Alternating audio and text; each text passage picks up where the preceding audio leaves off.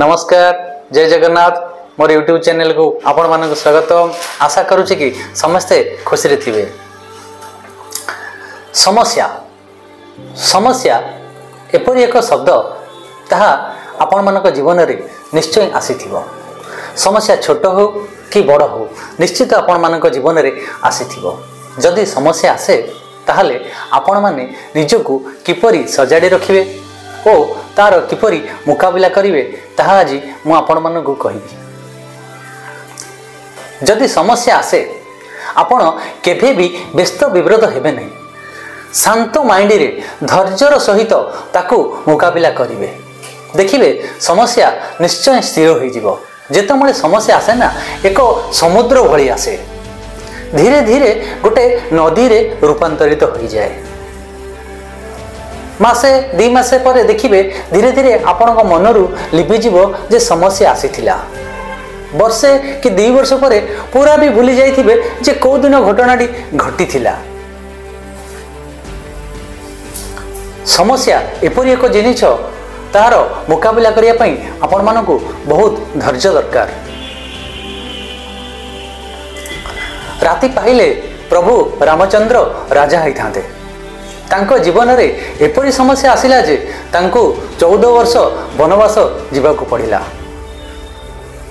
एही समस्या पछर कहानी तो आपण मानकू निश्चय जणा। मु आपण मानकू गोटे छोट कहानी कहूची। गोटे राज्य रे जणे व्यक्ति थिले। से गोटे घोड़ा रखिथिले।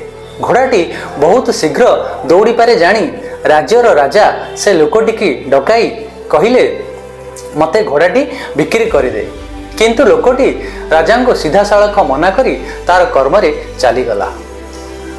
यह शुणी गाँ लोके ताको बहुत थट्टा परिहास करी कहले, अरे तू केते बोका जे राजा को घोड़ा देलुनी। लोकटी किछि न कही ता कर्म रे चली गला।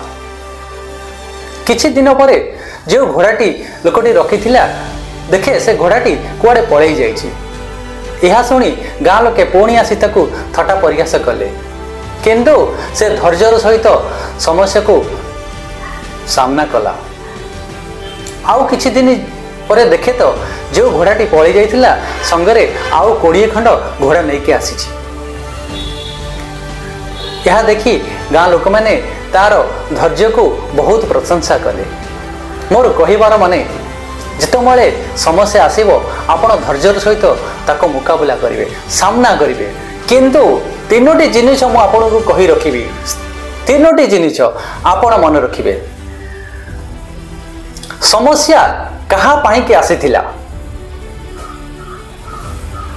समस्या आसीथिला बेले कि आपणको साथी रे थिला। समस्या आसीथिला बेले किए आपणको हाथ छाड़ी देथिला। डेफिनेटली एई 3टी जिनिस आपण मन रखिबे। समय सबु बदलै दै थाए। समस्या जेते बड़ कठिन सफलता मध्य सेते बड़ होई थाए। तेणु आपण माने निश्चय समस्या आसिले धैर्यर सहित ताको मुकाबला करिवे। जय जगन्नाथ।